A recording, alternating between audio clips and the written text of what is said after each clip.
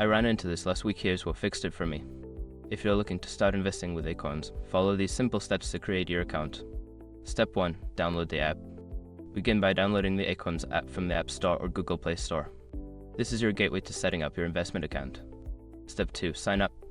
Open the app and tap on Get Started. You'll need to provide your email address and create a password. Make sure to use a strong password for security. Step 3. Provide personal information.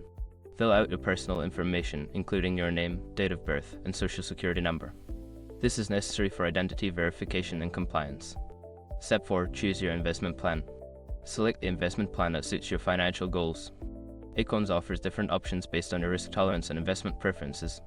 Step 5. Link your bank account.